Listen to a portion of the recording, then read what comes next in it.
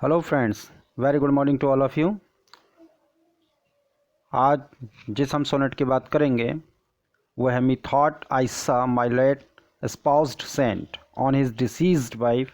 ये इसका दूसरा नाम है, ऑन हिज डिसीज्ड वाइफ, और ये जॉन मिल्टन के द्वारा रिटिन है। इसको सोनेट नंबर 23 भी कहते हैं।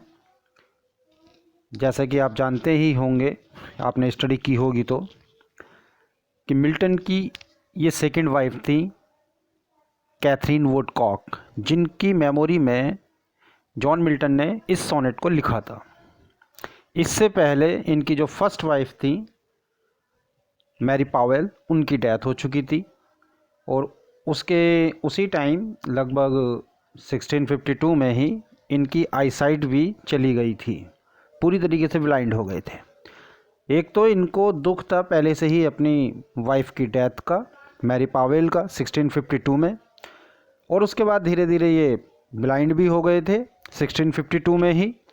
और इन्होंने जब दूसरी शादी की कैथरीन वुडकॉक से, उसके साथ शादी करने के लगभग 1.5 साल बाद ही इनकी वाइफ की डेथ हो गई थी, जिसकी वजह से ये ऑलरेडी बहुत ज़्यादा सफरिंग्स में जी रहे थे।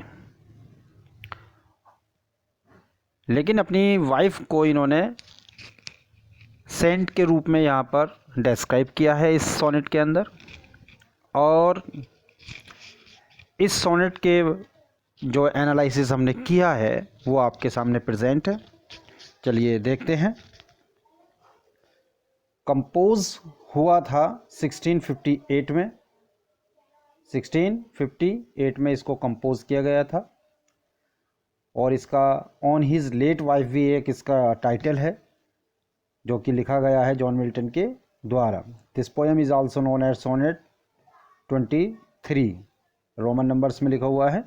सोनेट 23 भी इसको कहते हैं। It was रिटिन upon the death of Milton second wife. Milton की सेकेंड वाइफ की डेथ के ऊपर लिखा गया है, कैथरीन वुडकॉक जिनका नाम था। और इनके फादर का नाम था कैप्टन वुडकॉक ऑफ हैकने। हैकने प्लेस का नाम है, वहाँ के कैप्टन थे वो।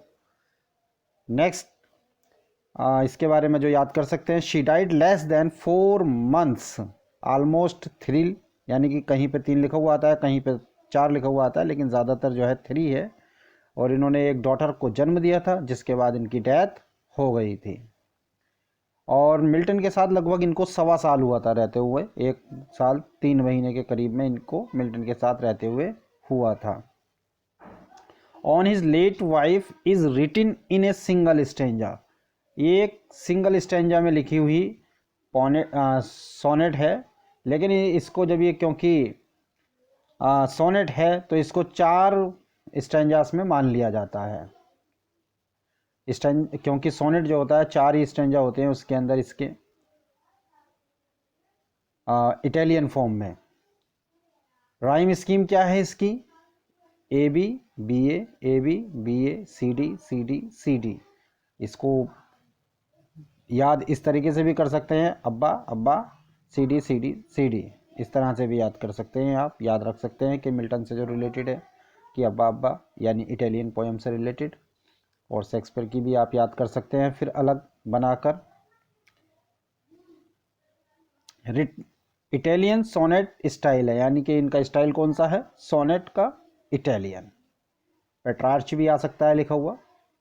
रिटिन in iambic pentameter. Iambic pentameter में लिखा हुआ है ये। आपने आयम्बिक पेंटामीटर पढ़ा ही होगा। पेंटा कहते हैं 5, और इसमें पेयर होता है 2 का। This poem recounts a dream vision. इस पोएम के अंदर एक ड्रीम विजन है, यानी कि जॉन मिल्टन एक ड्रीम देखते हैं और उस ड्रीम के अंदर ये अपनी वाइफ को देखते हैं। और इसके अंदर ही इनकी जो वाइफ है, इन्हें ऐसे फील होता है जैसे कि वो ग्रेव के अंदर से, कब्र के अंदर से निकल कर आ रही हैं। और उसके बारे में काफ़ी सारी बातें करते हैं, चैट करते हैं उनसे, और प्यूरीफाई बताते हैं। और एक उसके अंदर वो एग्जाम्पल भी देते हैं कि हरक्यूलिस जो था, हरक्यूलिस जो जॉब का बेटा था, वो एल्सेस्टिस उसकी जो वाइफ थी उसको नहीं, हरक्यूलिस एल्सेस्टिस को वापस लाता है और उसके पति को सौंप देता है। हरक्यूलिस की वाइफ नहीं थी एल्सेस्टिस, लेकिन उसको वापस लाता है और उसके हस्बैंड को वो सौंप देता है। तो उसका भी एग्जाम्पल देता है इसके अंदर, वो आप स्टडी कीजिएगा पोएम की, क्योंकि मैं पोएम की एक्सप्लेनेशन तो करता नहीं हूँ। चलिए आगे देखते हैं।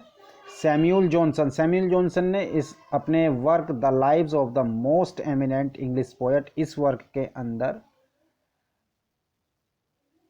इस पोएम के बारे में, इस सोनेट के बारे में कहा है, her husband honoured her memory with a poor sonnet. Her husband honoured her memory with a poor sonnet, यानी कि एक बेकार से कमज़ोर के सोनेट के साथ जो है उसके हस्बैंड ने उसकी मेमोरीज को सम्मान दिया है, या फिर कुछ खास नहीं लिखा, कहने का मतलब ये है। और जियोवन्नी डेला कासा, ये एक नेम है कि सोनेट्स का इन्फ्लुएंस मिल्टन के सोनेट्स पर मिलता है। नेक्स्ट, इसके अंदर से हमने कुछ एमसीक्यूज लिए हैं। ये हमारे जो स्पेशल पॉइंट्स थे इस पोएम के बारे में जो आपको लर्न होने चाहिए, वो यही पोएम मेन पॉइंट्स थे। अब इसके बारे में बात करते हैं। एमसीक्यूज हैं ये 6 एमसीक्यूज हैं जो पोएम से ही रिलेटेड हैं। इनको आप सॉल्व कीजिएगा और कमेंट बॉक्स में इनका आंसर आप लिख सकते हैं, और वहीं पर मैं इनको पिन अप कर दूंगा एक, जिसमें राइट आंसर्स होंगे। ये क्वेश्चन नंबर 1 से एक बार पढ़ देता हूँ। On his deceased wife is written for Milton second wife Katherine Woodcock, Mary Powell या Annie Roosevelt. When was Katherine Woodcock dead, यानी कि कब उसकी डेथ हुई थी? 1656 में, 1657 में, 1645 में। Method I saw my late ईपास्ट Saint is an, क्या है ये? ईपी का इलेजी है या सोनेट है? नेक्स्ट क्वेश्चन है, on his deceased wife is also known as, sonnet 121 है या सोनेट 24 है या 23 है? This poem has Shakespearean sonnet style, French sonnet style या इटालियन सोनेट स्टाइल? हमारे चैनल को लाइक करें, शेयर करें, सब्सक्राइब करें और बेल आइकन दबाना ना भूलें। आपको अब डेली वीडियो मिलेगी, क्योंकि कुछ हेल्थ प्रॉब्लम्स की वजह से मैं वीडियो नहीं बना पाया था लगभग 5-6 दिन।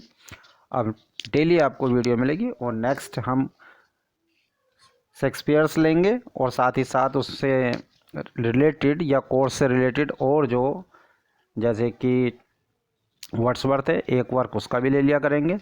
कोशिश की जाएगी कि डेली एक तो वीडियो अपलोड की ही जा सके। नेक्स्ट है, दिस सोनेट रिटन इन, इस सोनेट को किस में लिखा गया है? आयम्बिक टेट्रामीटर में या टेरामीटर में या पेंटामीटर में? आयम्बिक पेंटामीटर में। तो हमारे चैनल को लाइक करें, शेयर करें और सब्सक्राइब करें। Thank you for watching my video. धन्यवाद।